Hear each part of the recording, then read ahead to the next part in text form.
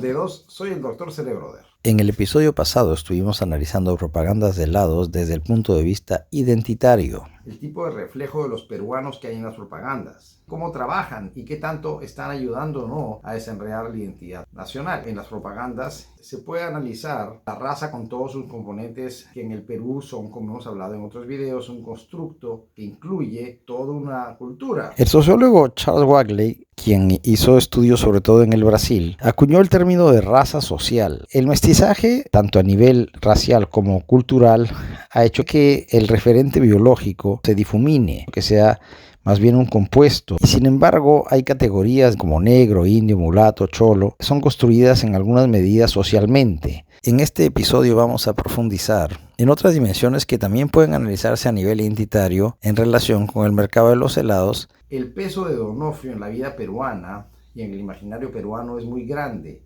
Y hay varias cosas interesantes que se pueden comentar desde el punto de vista identitario. Como en el Perú, la construcción de la raza también tiene un componente social, pero llamaríamos casi laboral.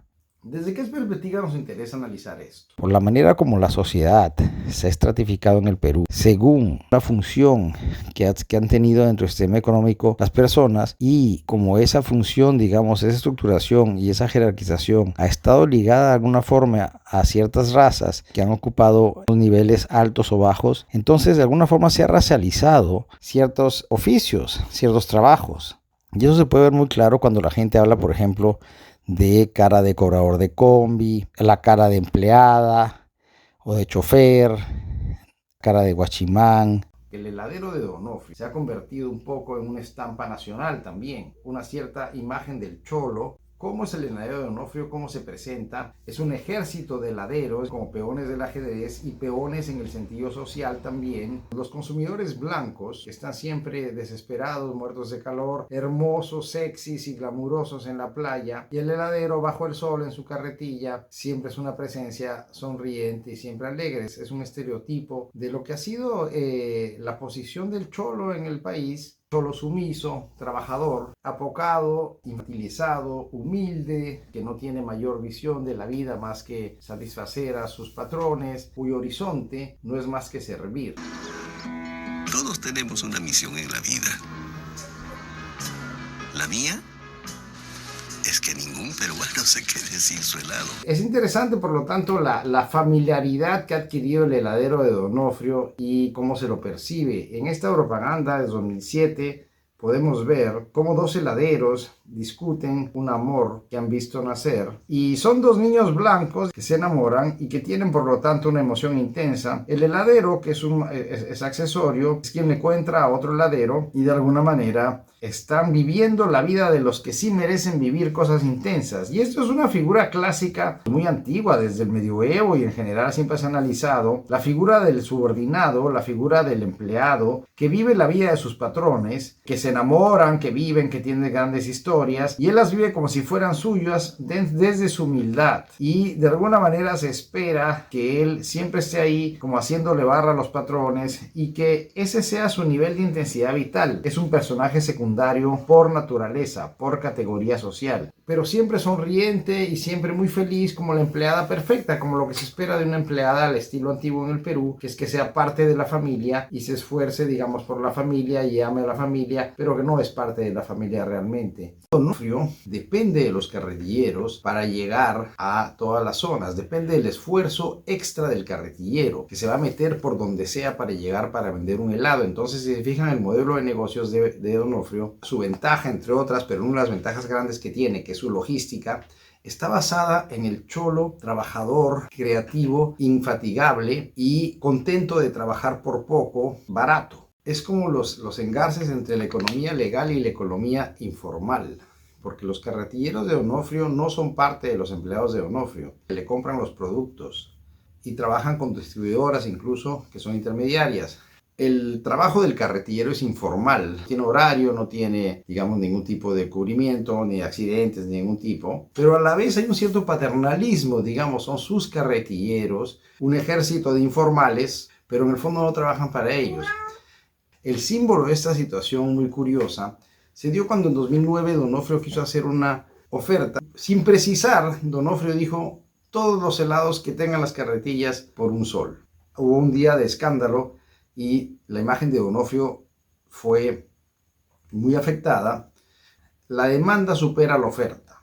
Los carretilleros desaparecen y no respetan la oferta que dijo Donofrio, sino que intentan ellos mismos hacer sus propios arreglos para que les salga cuenta. Te obligan a comprar 3 para que te salga un solo uno de ellos. La Asociación de Consumidores le puso una denuncia por publicidad engañosa y 2 años después Donofrio fue condenada por Indecopi a pagar una multa de como 1.400.000 soles. Donofrio terminó emitiendo un comunicado en el cual culpaba a los carretilleros de haber sido los que trataban de hacer la criollada. Pero ¿qué es lo que había pasado? Donofrio les estaba vendiendo los helados a 70 centavos todos, pero en realidad en el negocio del carretillero realmente se saca muy poco de los helados baratos. Entonces, como en ese momento todos estaban siendo vendidos baratos, al carretillero no le significaba ninguna ventaja estar vendiendo esos helados. Entonces simplemente dejó 2 días de venderlos y por lo tanto hubo una parte de acaparamiento del carretillero, porque al carretillero no había podido convenir la oferta, pero sí le daban muchos helados de esa manera por volumen, pero solamente le daban una cantidad limitada. Entonces la oferta estaba diseñada, si uno se la pone a ver,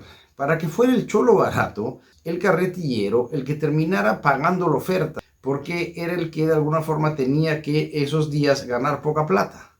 Y aquí vemos varios elementos de una cierta mentalidad de gamonal, digamos, que guardan las empresas en el Perú, en el sentido de que quien tenía que hacer el mayor gasto de la fiesta eran los carretilleros. Es como cuando las empleadas se les obliga a trabajar 15 horas, 20 horas porque hay fiesta en la familia y no son horas pagadas, pero es la fiesta de la familia y ella tiene que trabajar atendiendo a todo el mundo y tiene que estar contenta porque es la empleada y entonces es parte de la gran familia. En este caso era la parte de la gran familia Onofre Carretilleros, pero en el fondo el negocio que les proponían no les salía cuenta. Los puso contra la población, y cuando la población, porque el sistema estaba quebrado, terminó teniendo una gran rabia que se expresó contra los carretilleros, hasta con ataques y una gran rabia que se puede todavía ver en las redes. Justo cuando venían hacia nosotros ya no teníamos el helado que ellos querían.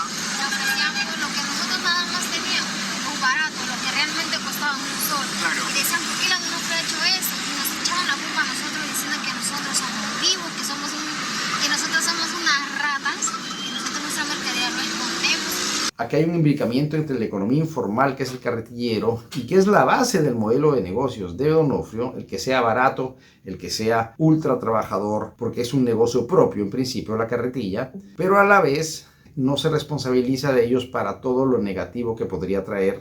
El problema en el Perú muchas veces es que los empresarios están con una cierta esquizofrenia o una contradicción, porque quieren ser empresarios modernos, pero de alguna forma a la vez el empresario peruano quiere seguir manteniendo esa ventaja de gamonal. Abusa un poco con el trabajo del otro y siempre tiene, digamos, la ventaja de ser el poderoso y el formal. Creemos en la libre empresa, creemos en el mercado, pero creemos justamente en un mercado que tome en cuenta todas las partes del mecanismo. Donofrio es una de las empresas más importantes del Perú y así funciona.